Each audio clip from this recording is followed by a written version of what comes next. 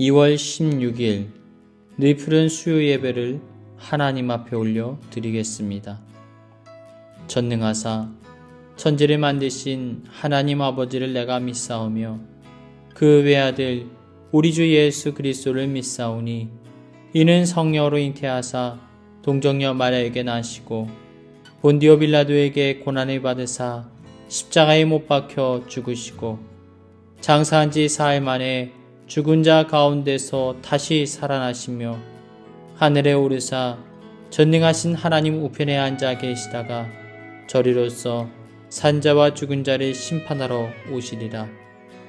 성령을 믿사오며 거룩한 공예와 성도가 서로 교통하는 것과 죄를 사하여 주시는 것과 몸이 다시 사는 것과 영원히 사는 것을 믿사옵나이다. 아멘.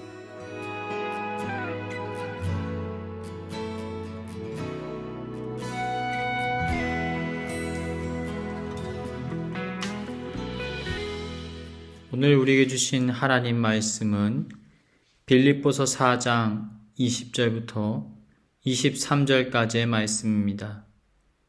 빌립보서 4장 20절부터 23절까지의 말씀. 하나님 곧 우리 아버지께 세세 무궁하도록 영광을 돌릴지어다. 아멘. 그리스도 예수 안에 있는 성도에게 각각 문안하라. 나와 함께 있는 형제들이 너희에게 문안하고 모든 성도들이 너희에게 문안하되 특히 가이사랴 집 사람들 중 몇이니라. 주 예수 그리스도의 은혜가 너희 심령 가운데 있을지어다. 아멘. 오늘 말씀의 제목은 바울의 인사라는 제목으로 하나님 말씀을 나누겠습니다. 오늘 본문 빌립보서 4장의 말씀은 바울의 마지막 편지입니다. 바울은 자신의 편지를 끝마치면서 성도들에게 인사를 나누고 있습니다. 그런데 이 인사 속에서 우리는 신앙인의 모습과 삶의 가치가 무엇이어야 하는지에 관하여 발견할 수 있습니다. 실제로 바울이 가지고 있었던 삶의 가치와 신앙의 가치가 이 인사말 안에 고스란히 담겨져 있기 때문입니다. 그렇다면 바울은 어떠한 신앙을 지키며 살아왔던 것일까요? 그리고 오늘날 우리 그리스도인들은 어떠한 신앙의 자세를 지키며 살아가야만 하겠습니까? 첫 번째로 교회를 통하여 영광 받으시는 하나님을 찬양해야 합니다. 여러분은 누군가와 헤어질 때 헤어짐의 인사를 어떻게 마무리하십니까? 안녕히 들어가세요. 안녕히 가세요. 다음에 또 연락해요. 좋은 날 되세요. 내일 봐요. 이 정도가 아니겠습니까? 그런데 바울은 좀 다른 인사를 사람들에게 하고 있습니다. 하나님께 찬양을 올려드리는 삶을 살아가자고 마지막 인사의 권면을 하고 있는 것입니다. 20절 하나님 곧 우리 아버지께 세세 무궁하도록 영광을 돌릴지어다. 아멘. 오늘날의 말로 바꾸어 말하면 이런 의미가 될 것입니다. 형제님, 자매님, 우리 다음에 만날 때까지 각자의 삶 속에서 하나님을 찬양하고 영광 돌리는 삶을 살아가도록 합시다. 여러분, 이것이 얼마나 멋진 인사말입니까? 얼마나 신앙의 도전을 가져옵니까? 바울의 인사말 속에는 신앙인으로서 하나님의 자녀로서 이 땅을 살아가는 우리의 정체성을 잊지 말아야 한다라는 도전과 권면의 메시지가 담겨져 있는 것입니다. 사랑하는 여러분, 그리스도인으로서 하나님께 영광 돌리고 하나님을 예배하는 예배자로서 정체성을 가지고 오늘을 살아가십니까? 이제는 그 신앙의 정체성을 회복하여 하나님을 온전히 찬양하고 또 바울처럼 누군가에게 삶을 통하여 신앙의 도전을 이루는 복된 삶을 사시길 축복합니다. 그런데 이 인사말 속에는 또 다른 것도 담겨져 있습니다. 신앙인의 참 소망이 담겨져 있는 것이지요. 20절을 다시 한번 읽어보겠습니다. 하나님 곧 우리 아버지께 세세 무궁하도록 영광을 돌릴지어다. 아멘. 바울이 살아가는 이 시대만 하나님을 높이고 찬양할 것이 아니라 이후의 시대들, 또 그 시대를 지나 무한한 긴 시간이 흘러가도 하나님을 향할 찬양이 끊어지지 않을 것에 관하여서 소망과 기대를 하고 있는 것입니다. 그런데 여러분, 지금 바울과 교회들이 처한 상황이 어떠합니까? 큰 위기 가운데 빠져 있습니다. 로마와 유대 사회는 그리스도인들을 핍박하고 박해하고 있습니다. 바울은 복음을 전한다는 이유로 감옥에 갇혀 있습니다. 환경을 살펴보면, 바울이 처한 상황을 살펴보면 소망을 찾아볼 수가 없는 것이지요. 교회가 과연 유지되기나 할까? 10년 후에도 우리 교회가 세워져 있을까?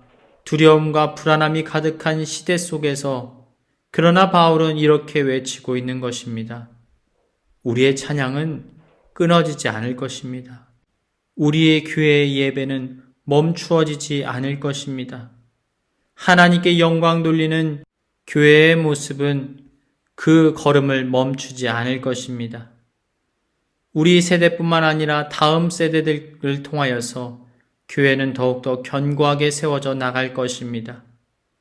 이러한 소망과 기대를 바울은 품고 있었던 것입니다. 사랑하는 여러분, 우리 교회 공동체 늘 푸른 교회를 통하여서 영원히 영광 받으시기 원하시는 주님으로 인하여서 우리의 소망을 회복하시길 축복합니다. 그리고 일상의 삶 속에서 하나님께 영광 돌리는 신앙인으로서의 정체성을 가지고 오늘을 살아가시길 주님의 이름으로 축복합니다. 두 번째로, 각각의 믿음의 동력자를 향하여서 따뜻한 사랑을 흘려보내야 합니다. 21절 말씀. 그리스도 예수 안에 있는 성도에게 각각 문안하라. 나와 함께 있는 형제들이 너희에게 문안하고. 바울은 그 당시 사용하는 일반적인 인사를 사용하지 않습니다. 그 당시에는 안녕히 지내세요, 에로스, 행운을 가지세요, 유트케이 라는 인사말을 주로 사용했다고 합니다. 그런데요, 바울은 다른 인사말을 사용합니다. 아스파제스다이, 그러니까 무난하다라는 단어를 씁니다. 나는 당신을 포용하기 원합니다. 나는 당신을 존경합니다. 나는 당신을 좋아합니다. 라는 의미가 담겨져 있어요.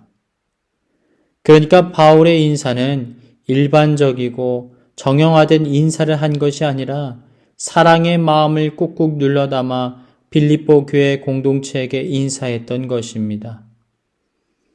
오늘날 우리들도 사람들과 많은 대화와 소통을 하게 됩니다. 만나고 헤어짐을 반복할 수밖에 없습니다. 또 많은 사람들과 전화나 문자로 안부를 주고받게 됩니다. 그런데 어떤 사람과 마음을 나누게 될 때 감동이 됩니다. 어떤 사람의 글은 위로가 됩니다. 어떤 사람의 말 한마디는 힘이 되어집니다. 따뜻한 마음과 감동이 그대로 느껴지는 그러한 말이 있습니다. 바울은 이러한 전심을 담아 사랑의 고백을 성도들 간에 흘려보내고 있는 것입니다. 사랑하는 여러분, 평범한 일상 속에서 흔히 하는 인사말 속에도 진심을 담아 사랑을 전하는 바울의 모습을 닮으십시오. 공동체를 사랑하십시오. 주님의 피로 한 가족이 된 우리 늘 푸른 교회를 주님의 사랑으로 품으십시오. 사랑으로 하나 되는 우리 교회 되기를 주님의 이름으로 축복합니다. 그런데 이 인사말을 더 깊이 살펴보면 바울의 마음을 더 많이 느낄 수 있습니다. 21절. 그리스도 예수 안에 있는 성도에게 각각 문안하라. 여러분, 각각이라는 단어 눈에 띄십니까? 그러니까 바울은 내가 너에게 안부를 묻는 것으로 멈추지 말아달라는 거예요. 그래서 빌립보 교회 모든 공동체가 서로가 서로에게 안부를 전하고 서로에게 문안하라고 부탁하고 있는 것입니다. 그러니까 바울은 자신의 편지로부터 시작된 사랑의 흐름이 멈추어지지 않기를 바랍니다. 그리고 모든 성도들 한 사람 한 사람 가운데 흘러가기를 바랍니다. 모든 공동체가 바울의 사랑을 닮아 풍성한 사랑을 서로가 서로에게 흘려보낼 것을 권면하고 마음을 품고 있는 것입니다. 사랑하는 여러분, 여러분의 삶을 통하여서 우리 늘푸른 교회가 사랑의 흐름이 아름답게 흘러 넘치기를 바랍니다. 사랑은 강력합니다. 사랑은 힘이 있습니다. 사랑이 가진 특별한 질서로 인하여서 사랑은 위력을 가질 수 있습니다. 여러분, 사랑은 한 사람으로부터 시작되지만 사랑이 흘러가면 흘러갈수록 점점 커지게 되어 있습니다. 점점 더 많은 사람들에게 사랑이 흘러가게 되어지는 거예요. 사랑을 받은 사람만이 사랑을 베풀 수 있기에 많은 사랑을 받은 사람들은 또 다른 사람들에게 그 사랑을 흘려보내는 은혜의 쓰나미가 흘러갈 수 있게 되어지는 것입니다. 우리 늘푸른 교회 가운데 이러한 섬김과 사랑이 흘러넘치기를 바랍니다. 더 나아가 우리 교회를 통하여서 베를린 지역과 또 한인 사회와 독일 땅에 이러한 주님의 사랑이 충만하게 흘러넘치기를 주님의 이름으로 축복합니다. 마지막 세 번째로, 교회를 하나 되게 하는 하나님의 도구로 쓰임받아야만 합니다. 때때로 어떤 사람들은요, 사람이 참 좋습니다. 인간관계에 능숙합니다. 그런데 교회 안에서 인간관계를 잘 맺어 나가는 이유는 자신을 부각시키기 위한 하나의 수단일 때가 있습니다. 나를 위해서, 그러니까 나의 좋은 평판을 위해서 인간관계를 세워나가는 거예요. 내가 사람들 앞에 인정을 받고 그래야 다른 누구보다도 더 잘 드러나니까, 그래야 내가 편안하게 공동체 생활을 하니까 이러한 이유로 관계를 잘 세워나가는 것입니다. 물론 여러분, 이것은 나쁜 일이 아닙니다. 이것이 우리에게 있어서 좋은 인간관계를 맺어야 하는 하나의 동기가 될 수는 있어요. 그런데 바울은 지금 자신의 평판이나 개인을 드러내기 위한 차원에서 사람들과 좋은 관계를 맺어 나가는 것은 아닙니다. 다른 사람과의 관계의 껄끄러움을 미리 감안한 나머지 사람들과 적당하고 거리감 있는 관계를 맺어 나가는 것이 아니라는 거예요. 바울은 오직 개인과 개인, 공동체와 공동체가 주님의 사랑 안에서, 은혜 안에서 서로 끈끈하게 연결되어 있기를 원하고 있습니다. 21절부터 22절, 그리스도 예수 안에 있는 성도에게 각각 문안하라. 나와 함께 있는 형제들이 너희에게 문안하고 모든 성도들이 너희에게 문안하되 특히 가이사의 집 사람들 중 몇이니라. 여러분, 바울의 인사를 가만히 살펴보십시오. 바울의 이름이 등장하지 않아요. 21절에서는 바울은 자신과 함께 있는 형제들의 이름으로 빌립보 교회에게 안부를 묻습니다. 그리고 22절에서는 모든 성도들의 이름으로 문안을 합니다. 그러니까 바울은 개인의 영역에서 누군가와 또 공동체와 관계를 맺는 것이 아니라 교회를 하나 되게 하기 위한 중요한 목적을 가지고 교회에 문안을 하고 있는 것입니다. 교회 안에서 우리는 두 가지 부류의 사람을 만나게 될 때가 있습니다. 어떤 사람들은 화평케 하는 은사가 있어요. 이 사람만 곁에 있으면 분란과 깨어짐으로 가득한 상처받은 공동체가 사랑 안에서 서서히 싸매져 갑니다. 이 사람만 공동체 안에 있으면 사람들을 향한 불신의 말들, 상처를 주는 말들이 조금씩 사라져 갑니다. 화평케 되는 것이지요. 그런데 또 다른 부류의 사람이 있습니다. 그 사람이 곁에 있으면 분열과 황폐함이 일어납니다. 다툼이 일어나고 분쟁이 일어납니다. 사람들 간에 말이 돌기 시작합니다. 서로에게 아픈 상처와 쓴뿌리가 튀어나오기 시작합니다. 우리는 과연 어떤 부류에 속하는 사람들일까요? 사랑하는 여러분, 우리의 삶의 목적은 분명해야 합니다. 주님께서 핏값으로 세우신 교회가 하나 되고 연합되게 만들어야 합니다. 싸매어짐을 받게 되어야 합니다. 미워하는 자들이 주님의 은혜 안에서 용서하고 사랑으로 화목하게 되게 만들어야 합니다. 우리의 헌신과 섬김을 통하여서 심지어는 바울처럼 인삿말 속에도 교회를 세우고자 하는 뜨거운 마음이 자리하고 있어야 한다는 거예요. 그래야만 우리를 통하여서 주님의 몸된 교회가 아름답고 귀하게 세워져 나갈 수 있는 것입니다. 그런데 바울의 이 인사말 속에는 또 다른 기대감도 자리하고 있습니다. 22절 모든 성도들이 너희에게 문안하되 특히 가이사랴의 집 사람들 중 몇이니라. 가이사의 집 사람들 중에 몇이 문안을 한다는 것입니다. 가이사가 누구입니까? 로마의 황제를 말하는 것입니다. 그러니까 로마 황제의 부름을 받아 일을 하는 자들을 말하는 거예요.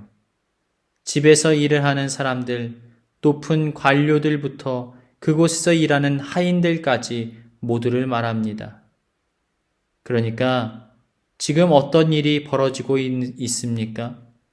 이러한 위기의 상황 속에서 황제의 집안 사람들에게까지 복음이 흘러가고 있었다라는 거예요. 로마의 감옥에서 바울은 이 복음 전하는 일을 게을리하지 않았다라는 것입니다. 때를 얻든지 못 얻든지 복음 전하기를 힘썼다라는 거예요.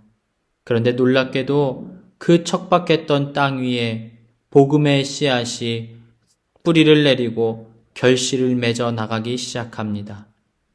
그것도 가이사 황제를 위해 일하는 사람들에게까지 또 집안 사람들에게까지 구원의 은혜가 임하게 되었다라는 것입니다. 사랑하는 여러분, 복음의 능력을 신뢰하십시오. 우리는 때를 얻든지 못 얻든지 복음 전하는 일에 힘을 쏟아야 합니다. 땅끝까지 이르러 증인으로서의 삶을 살아가야 합니다. 사랑하는 여러분, 그러한 은혜를 경험하는 저와 여러분의 삶이 되시길 축복합니다. 바울은 마지막으로 공동체에게 이렇게 인사합니다. 23절 주 예수 그리스도의 은혜가 너희 심령에 있을지어다. 우리가 그리스도인으로서 잊지 말아야 되는 중요한 지점이 있습니다. 바로 십자가의 은혜입니다. 구원의 은혜입니다. 이것이야말로 우리를 움직이고 우리가 놓치지 말아야 되는 신앙의 원동력, 삶의 원동력이 되어야 합니다. 그래서 바울은 마지막 인사의 끝에 십자가를 잃지 말라고, 십자가의 은혜를 항상 가지고 살아가라고 권면하고 있는 것입니다. 사랑하는 여러분, 우리가 이 척박한 세상 속에서, 이 어두워져가는 세상 속에서 참된 그리스도인으로서 믿음을 지키며 어떻게 살아갈 수 있겠습니까? 때로는 소망을 찾아볼 수 없는 삶의 자리, 사역의 자리 속에서 우리는 어떻게 끝까지 주님만을 바라보며 살아낼 수 있는 것일까요? 어떻게 우리는 이웃을 용서하고 용납하고 위로하고 섬기고 돌보는 삶을 살아갈 수가 있습니까? 그 방법은 단 한 가지입니다. 예수 그리스도의 십자가 은혜가 우리의 삶과 심령 가운데 가득 채워질 때 그러한 은혜의 역사를 누릴 수가 있는 것이지요. 사랑하는 여러분, 여러분에게는 가슴 뜨거운 십자가의 은혜가 있습니까? 여러분의 마음속에는 주님을 향한 감사와 감격이 흘러넘치십니까? 죄인이었던 우리를 살리기 위하여서 십자가에서 자신의 독생자 외아들을 죽이시기까지 하셨던 그 아버지의 마음을 알아 날마다 십자가의 은혜와 감격 속에서 교회를 사랑하고 교회를 품으며 오늘을 살아가시길 주님의 이름으로 축복합니다.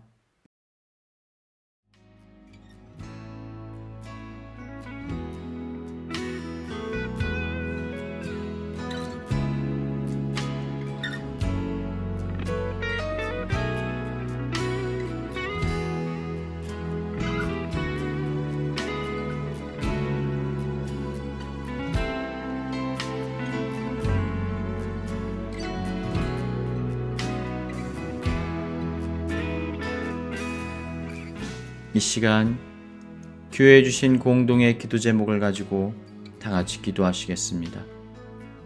첫 번째로, 내게 주어진 환경과 상황에 요동하는 인생이 아니라 우리와 함께 하시는 임마누엘 하나님으로 인하여 우리의 정체성과 존재의 가치가 바르게 세워지게 하여 주옵소서.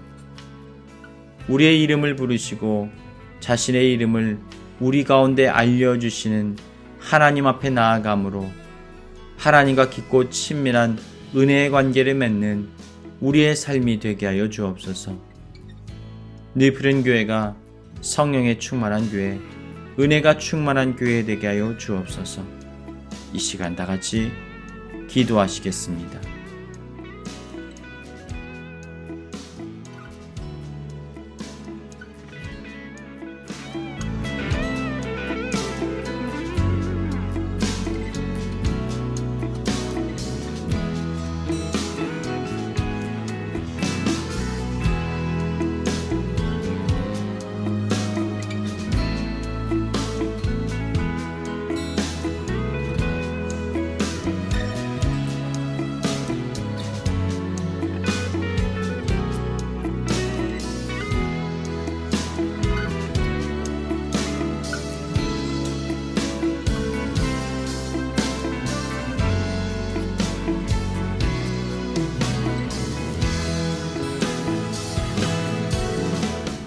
이제는 우리 구주 예수 그리스도의 크고 깊은 은혜와 아버지 하나님의 한없으신 사랑하심과 보혜사 성령님의 우리와 늘 함께하심의 은혜가 오직 하나님을 찬양하고 주님의 사랑을 교회 공동체 가운데 흘려보내고 분열되고 상처받은 성도들을 하나로 싸매고 사랑으로 품기를 소망하는 주님의 자녀들 가운데 이제로부터 영원까지 함께 하시기를 간절히 축원하옵나이다.